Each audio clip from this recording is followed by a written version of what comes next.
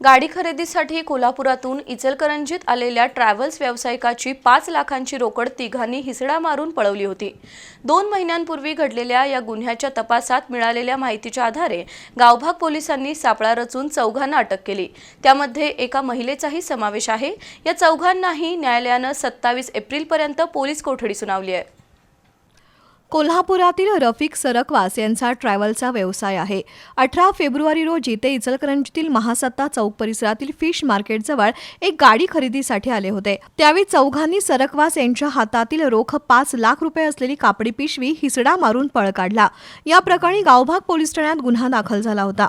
या गुन्ह्याचा तपास करताना भारतीय नोटांच्या बदल्यात संयुक्त अरब अमिरात देशातील नोटा देणारी एक टोळी जयसिंगपूरमध्ये येणार असल्याची माहिती मिळाली।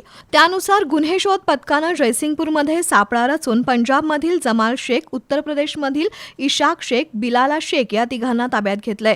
त्यांच्याकडे कसून चौकशी केल्यावर त्यांनी 5 लाख रुपये चोरल्याची कबुली दिली। त्यांनी दिलेल्या माहितीच्या आधारे भिवंडीच्या प्रिया मंडल या आणखी एका महिला साथीदाराला अटक झाली आहे। या चौघा जणांना न्यायालयानं 27 एप्रिलपर्यंत पोलीस कोठडी सुनावली आहे।